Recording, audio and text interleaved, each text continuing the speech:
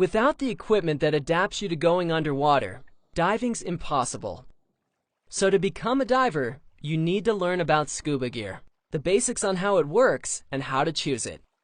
Like most divers, you'll probably enjoy getting to know your gear. You find literally dozens of makes, styles, and models of scuba gear, which is great because it allows you to choose equipment that accommodates your size and preferences. How do you know what's best for you? After you learn the basics about what your gear does and how it works, as a beginner, your best bet is to have a pro at your PADI resort or dive center help you. The gear you invest in will last years with proper care, but like all technologies, scuba continues to advance. Stay up to date with the latest innovations. You'll probably trade up over time, not because something older doesn't work anymore, but because there's something newer that you like better. There are some basics in choosing and caring for dive equipment that apply to virtually all your gear. The most important considerations in choice are suitability, fit, and comfort. Suitability means it's appropriate for the diving you want to use it for, like choosing a full wetsuit for cool water rather than a short wetsuit used in the warm tropics. Fit is important because a lot of gear doesn't work right if it's the wrong size. You get the right fit by choosing the right size. Comfort means the gear has the right feel and configuration. Properly adjusted gear that fits right is usually comfortable, but not always. If it's not comfortable, keep looking. After addressing suitability, fit, and comfort, secondary considerations include finding the cost and features that work for you, and making sure you have access to service, though dive operations almost always service the brands they sell. You can usually choose colors and styles that go with the rest of your kit. And remember the accessories that go with each piece. These little items add a lot to your enjoyment. Ask your dive professional for suggestions. Caring for your gear includes inspecting it for proper operation and for any wear or damage before each use. Never dive with any equipment that is not in good working order. Have something that's not right corrected before diving with it. After each dive, rinse everything in clean, fresh water and let it dry out of the sun before storing it. As reasonably possible, protect your gear from extended periods in direct sunlight. You'll learn that some pieces require additional maintenance and service by a professional. And follow any maintenance and service requirements in the manufacturer literature. You need a mask because your eyes must be in air to focus properly. Since this creates an airspace you must equalize, your dive mask must enclose your nose as well as your eyes. Never scuba dive with goggles because you can't equalize them. Choose a good quality mask made specifically for scuba diving. Your PADI dive shop can help you check the fit. After finding some that fit you, look for a low profile and a wide vision field. The silicone color is usually either clear or black. You often can choose from different frame colors. With a new mask, you may need to scrub the interior with a cleaner. Check the manufacturer literature. Adjust the strap so it fits snugly but comfortably, with the strap over the crown of your head. A snorkel is standard equipment for recreational diving. It lets you breathe, look, swim, and rest with your face in the water or waves without wasting scuba air, or if you're low after coming up. You usually choose your mask and snorkel together. You attach it with a clip or snorkel keeper. Get one that fits comfortably when adjusted with the top at the crown of your head. Many divers like a snorkel that flexes away when you're not using it. Most scuba snorkels have self-drain valves to help you blow out water. And many have guards that reduce water splashing in. After choosing the right fit and options, you can usually match the color to your mask. Fins allow your powerful leg muscles to push you through the water. You can choose from adjustable fins, which you usually wear with wetsuit boots, and full-foot fins, which fit like slippers. Since you don't use wetsuit boots, they're usually reserved for warm water. You choose fins based on blade and foot pocket size. Small bladed fins are suited to snorkeling, but not scuba. Be sure to get fins appropriate for scuba diving. Have a professional help you choose the right fit. Fins have options, including the materials they're made from, as well as splits and vents to improve performance. Adjustable fins may feature quick-release buckles or spring heels for convenience in adjusting, donning, and removing. Your PADI professional can help you choose from these options. Besides inspecting and adjusting them, you don't have to do much before diving other than closing the quick-release buckles, if yours have them. Get full-foot fins wet to make them easier to slip on. Your scuba kit is actually 4 equipment systems integrated into a single package. Your BCD, buoyancy control device, holds everything together. As you learned, you use it to control your buoyancy. Your cylinder supplies high-pressure air to your regulator, which provides it to you when you inhale. Your weight system holds just enough lead to let you descend. Its quick release lets you easily drop your weight in an emergency. We'll look at each of the systems more closely next. Scuba gear is generally interchangeable, but because everything integrates, you usually select your scuba kit as a package that puts everything together to meet your preferences. 5 components make up your BCD. It has a bladder you inflate and deflate to control your buoyancy. The bladder integrates with a harness or jacket with a band that securely holds your cylinder. The low-pressure inflator lets you use it to add air directly from your cylinder by pressing a button.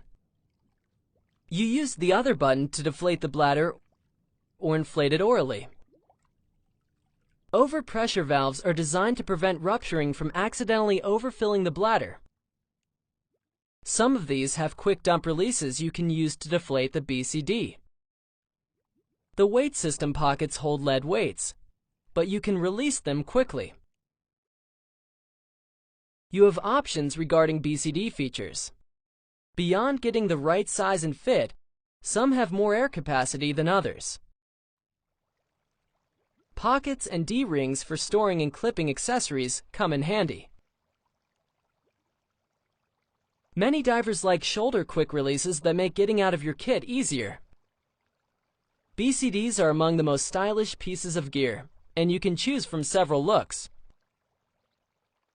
Adjust your BCD so it's snug, but not too tight while wearing your exposure suit. Inflate it to be sure it doesn't restrict breathing. After it's set, attach an emergency whistle to the low-pressure inflator and mount the hose retainers that hold some of the regulator components. When caring for your BCD, rinse the inside of the bladder as well as the outside. Drain it, and after drying, store it with a bit of air inside.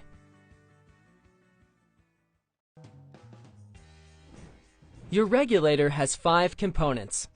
The first stage attaches to the cylinder valve and supplies air to the other components. You breathe from the second stage. It delivers air only when you inhale, or when you press the manual purge button. Your alternate air source is a second stage on a longer hose that you use to share in an emergency. You'll learn about other types of alternate air sources too.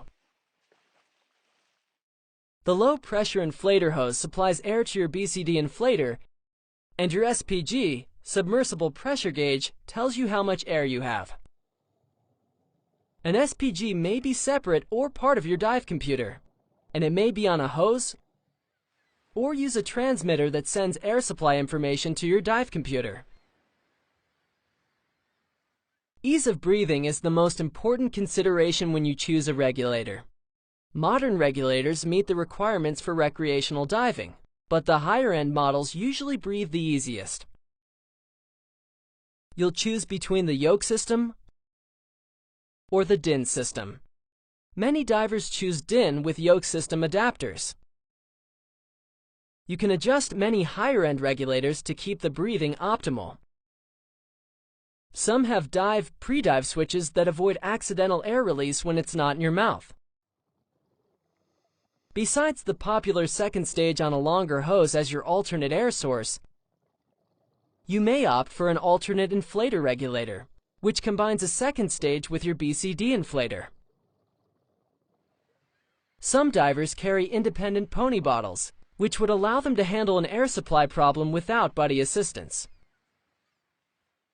Preparing your regulator requires attaching these components to the appropriate ports, which you should leave to a scuba professional. Regulators are robust and reliable, but have a couple of maintenance considerations. When rinsing, keep the first stage dust cap in place or leave it attached to a cylinder so water doesn't enter the air inlet. Don't press the purge button when rinsing the second stage with fresh water, because doing so could let water flow backward into it. Regulators require professional overhauls every 1 to 2 years. Have your dive center do this as required by the manufacturer. Your scuba cylinder, sometimes called a tank, holds high-pressure breathing air. Made of steel or aluminum alloy, it has a chrome-plated valve that turns open and closed to enable or disable airflow to the regulator. You can choose from different sizes, and you match your regulator with respect to a yoke valve or DIN valve. Some DIN valves accept an insert so they can take yoke regulators too. All cylinders have markings stamped into the metal and labels stuck onto them with the working pressure and the dates of pressure tests and inspections. Your dive center checks these when you have your cylinder filled. You may see a cylinder with this marking, which means it's used with enriched air nitrox. You must be certified as an enriched air diver to use these cylinders.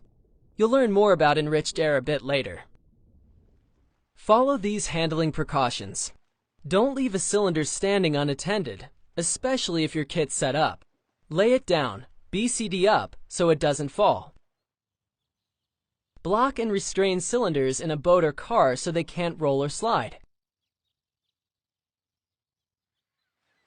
On boats, keep cylinders in their racks so they can't fall and injure someone or damage equipment. Scuba cylinders require pressure testing every 2 to 5 years and visual inspection annually. Have your local dive center do these for you. Open and close the valve gently and never completely drain it. Lay your cylinder down before and after diving, but for storage, keep it standing someplace it won't get knocked over, out of excessive heat. Scuba air must be specially filtered and filled with special breathing air compressors, so have your cylinder filled only at a professional dive resort or dive center. As mentioned before, your weight system's most important feature is a quick release that lets you drop enough weight so you float reliably in an emergency. Most BCD weight systems do this with 2 releasable pockets. It may also have small non-releasable weights you use for trim adjustment, that is, your balance in the water. Your BCD and weight placement determine trim, and your instructor will show you how to adjust it for a level, horizontal position in the water.